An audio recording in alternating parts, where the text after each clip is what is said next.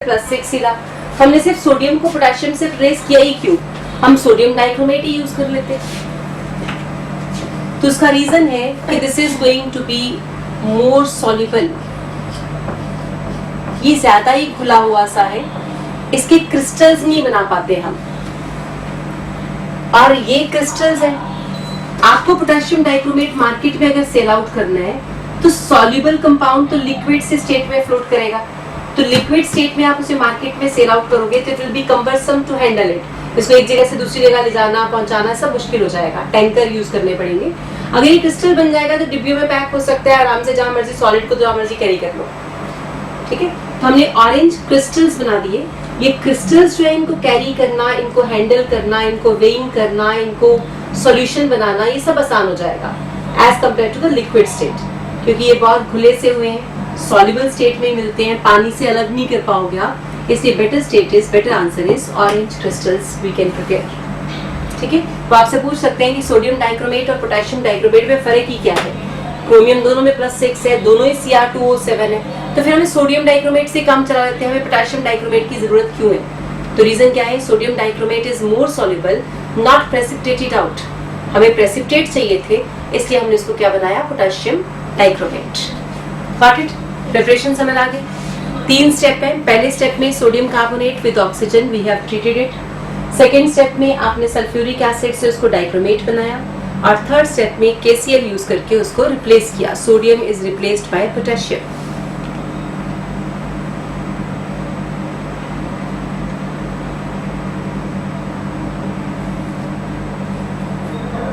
हाँ जी बेटा, क्या कह रहे हो?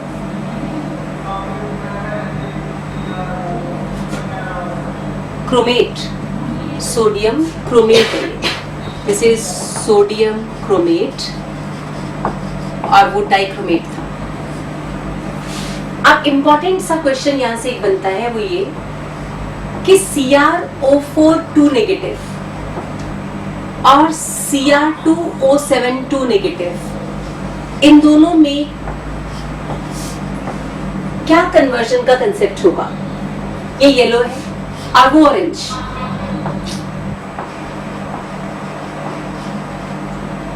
कंसेप्ट ये है कि जब आप एसिड डालोगे, देख लो क्रोमेट में एसिड डाला तो क्या बना था? डाइक्रोमेट। और जब आप बेस डालोगे तो डाइक्रोमेट किस में कन्वर्ट हो जाएगा? क्रोमेट में। ये समझ आया? इट मीन सिर्फ पीएच का चेंज है। हम देंगे, अगर एसिडिक पीएच देंगे तो रिएक्शन क्रोमेट से डाइक्रोमेट की तरफ चल पड़ती है, अगर बेसिक पीएच दें तो हम डाइक्रोमेट से क्रोमेट की तरफ चल पड़ेंगे। ये पॉइंट समझ आ गया? यस, हाँ जी बेटा। पैकेट लॉस फिर से आ रहा है? आपको समझ आ गया था जो टॉपिक मैंने बोला, या दोबारा बोलूं? समझ आ गया था। अब तो मैं ये भी नहीं कह सकती कि कर रहे हैं कि नहीं कर रहे हैं, क्योंकि अब तो क्लास ही खत्म होने वाली है। ठीक है, वो शायद कुछ रिकॉर्डिंग हो रही है, वैसे रिकॉर्डिंग चल रही है, वो वंशिका के लिए हो रही है ना, एक बार आप फिर से देख लो। ओके, हाँ जी, next is conversion of chromate to dichromate is pH specific। एक सेंटेंस आप लिख दो, conversion of chromate to dichromate is pH specific।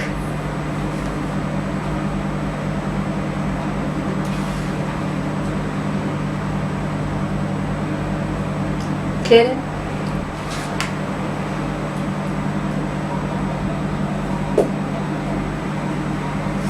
That means change in pH can lead to change in color. Change in pH can lead to change in color.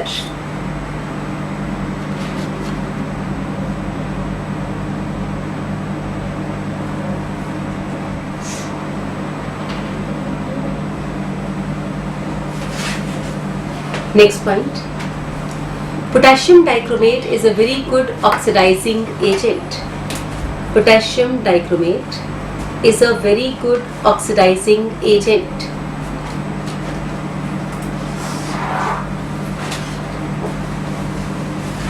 हम जब कह रहे हैं potassium dichromate एक अच्छा ऑक्सीडाइजिंग एजेंट है,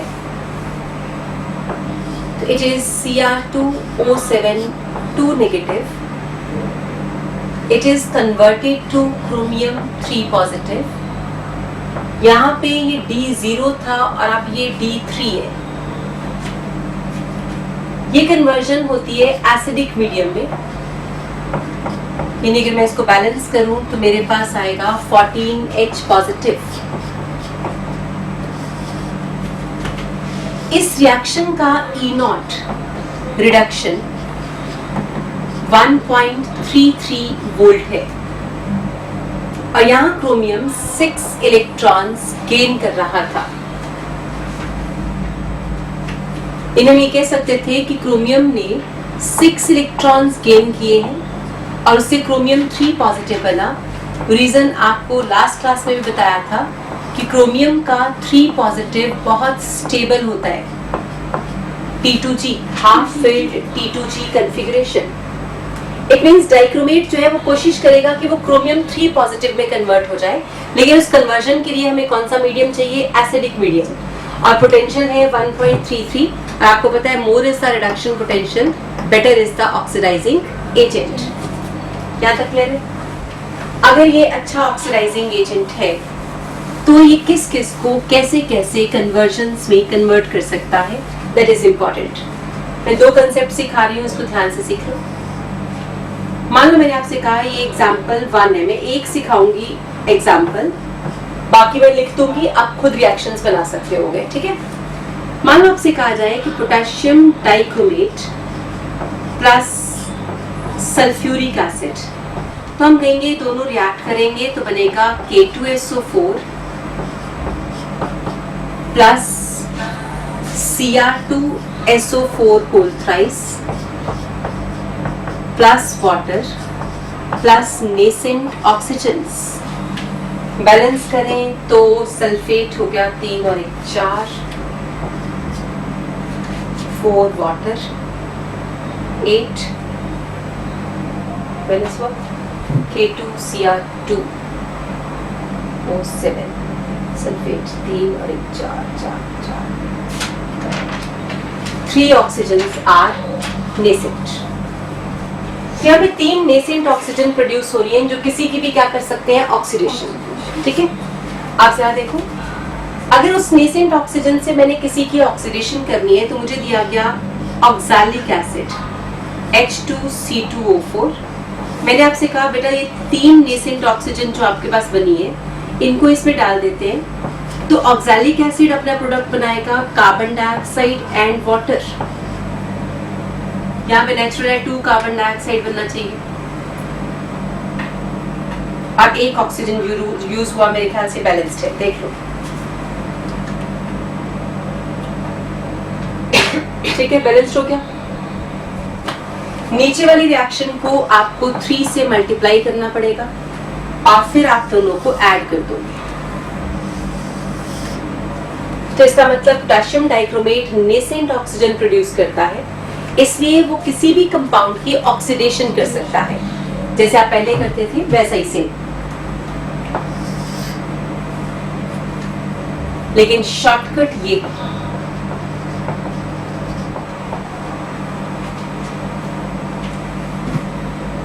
shortcut में आप कहोगे डाइक्रोमेट, पोटेशियम तो कुछ कर नहीं रहा था, डाइक्रोमेट ही सब कुछ कर रहा था। डाइक्रोमेट 6 इलेक्ट्रॉन्स गेन कर रहे हैं with 14H positive ions leading two chromium 3 positive plus 7H2O। और मुझे कहा गया कि ऑक्सैलिक एसिड दिया गया था H2C2O4, तो आप कहोगे ठीक है ये बन गया carbon dioxide plus water, carbon plus 3 से प्लस 4 और इसने 2 इलेक्ट्रॉन लूज किए।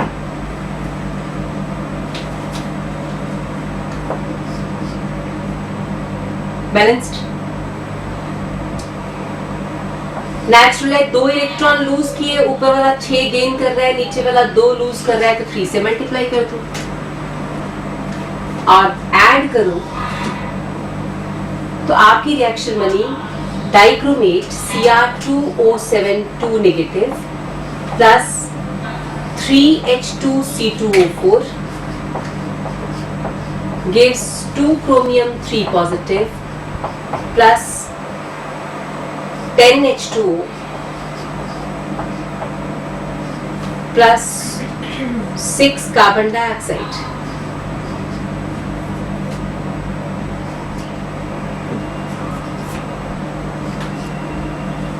ये शॉर्टकट मैंने लिखा है, ये आयनिक रिएक्शन है, इसमें आपने कोई फालतू की चीजें नहीं लिखी।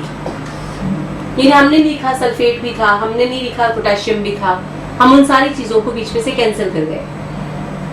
तो आपको याद सिर्फ ये रखना है कि डाइक्रोमेट हमेशा क्या बनेगा, क्रोमियम 3 पॉजिटिव। ऑक्सैलिक एसिड हमेशा क्या बनेगा, CO2 प्लस वाटर, और फिर उसको बैलेंस कर दिया इन एसिडिक मीडियम।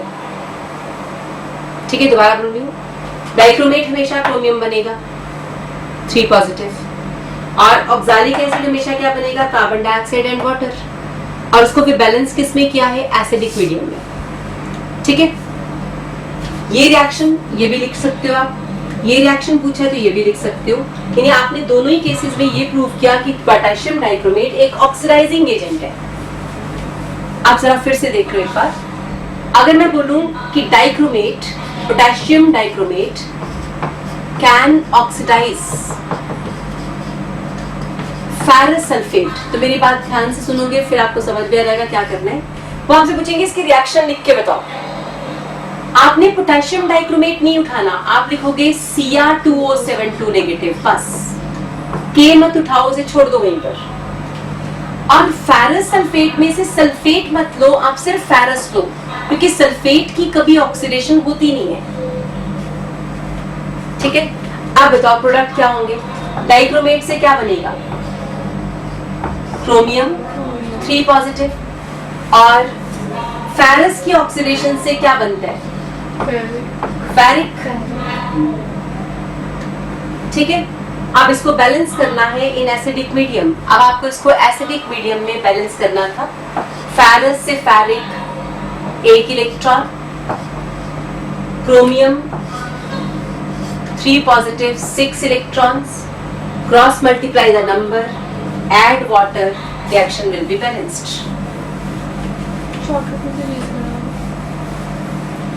ये बन जाएगा 1 Cr2O7 2 नेगेटिव प्लस 6 फेरस। ध्यान से देखो क्रॉस मल्टीप्लाई कैसे किया, जो 6 था, जो नंबर डाइक्रोमेट का था वो आयरन को मल्टीप्लाई कर दो, जो आयरन का नंबर है 1 उसको डाइक्रोमेट से इंटरचेंज कर दो नंबर्स। आप बैलेंस करो तो आपका आंसर आ जाएगा। देखो जरा बैलेंस कैसे करोगे, क्रोमियम 2 है, क्रोमियम 2, आयरन 6 है तो 6, ऑक्सीजन 7 है तो यहाँ पे 7 वाटर डाल दिया, और 14 हाइड्रोजन है तो 14 H positive. Answer yes, balanced.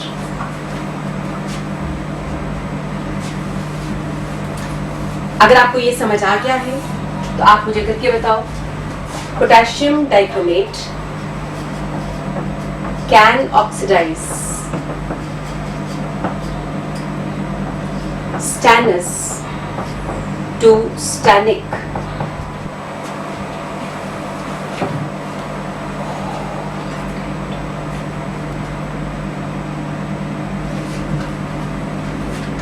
फिर उसके बाद है iodide to I2, H2S two sulphur. तो 3 एग्जांपल्स मैंने आपको दिए हैं, आपने इनको रिएक्शंस में कन्वर्ट करना है और बैलेंस करना है। 3 reactions I have given you, तीनों को रिएक्शन की फॉर्म में लिखो और बैलेंस करके ऐड करो, बैलेंस करके फाइनल आंसर करो।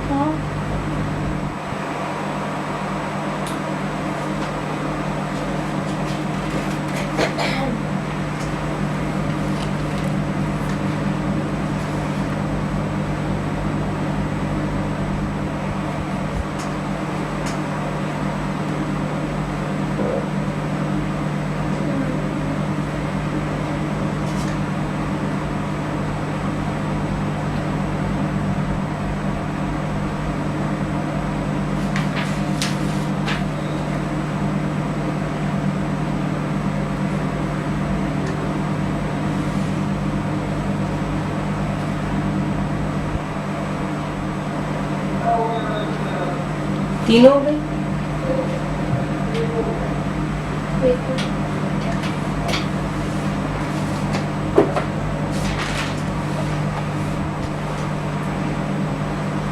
एक हो गई, तीनों कर लो बराबर से।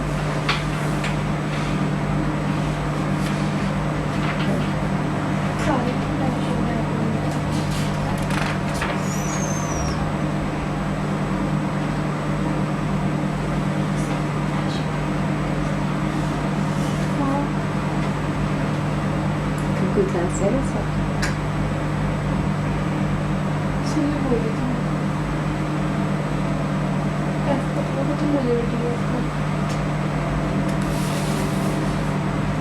सोच रही थी कि टाइम इसका answer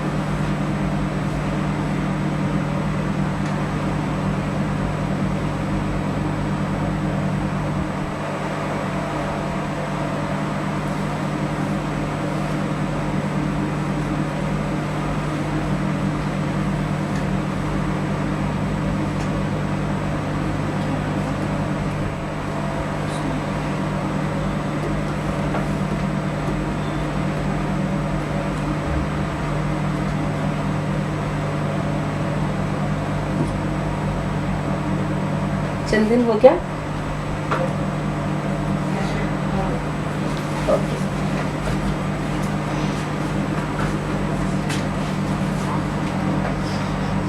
First reaction is Cr2O7 2 negative plus Sn2 positive. We get Cr3 positive plus Sn4 positive. ऐसे लिखा। ये 2 इलेक्ट्रॉन्स का चेंज शो कर रहा था और यहाँ पे क्रोमियम 6 इलेक्ट्रॉन्स का। क्रॉस मल्टीप्लाई करें तो it becomes 2Cr2O7 2 negative plus 6 stannous. We get Sn4 positive plus chromium 3 positive. 6 stannous से सिस्टैनिक हो गया, 2 क्रोमियम। ऑक्सीजन बैलेंस नहीं हुआ था तो 14 वाटर, 4 क्रोमियम 4 सॉरी। और यहाँ पे 28 H आयंस। ऐसा ही आंसर बना। चेक योर आंसर कि आपका रिएक्शन ऐसा ही बैलेंस हुआ। सब कुछ 2 से मल्टीप्लाई हो रहा था, डिविजिबल था, इसलिए 14H1 dichromate 3 stannous 3 stannic 2 chromium 7 water.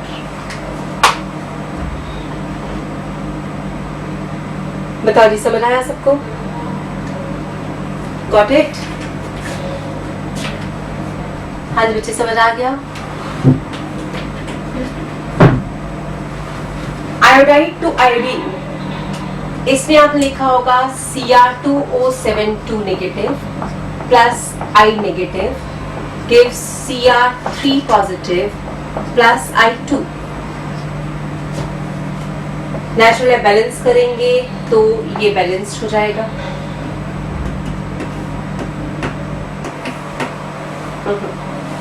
Six है ना, 6 और ये 3, 7 वाटर 14H पॉजिटिव। समझ आ गया बैलेंसिंग? क्लियर है यहाँ तक?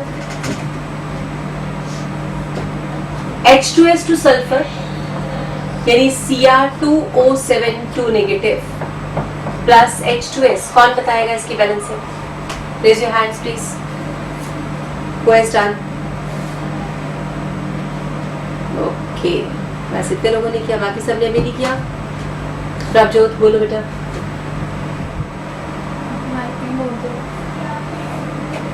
Cr3 positive molecule plus S।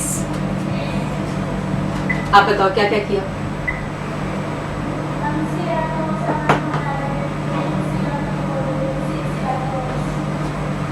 किस किस से मल्टीप्लाई किया ये बताओ?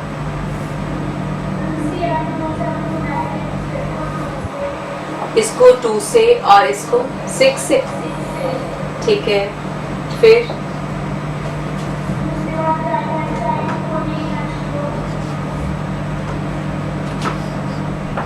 14 H2O। ठीक है, और 28 H पॉजिटिव आयंस। बैलेंस हो गई? डन? मुझे हाइड्रोजन की गड़बड़ दिख रही है आपको? यस मैम, वहाँ पे 60 वो 12 है मैम।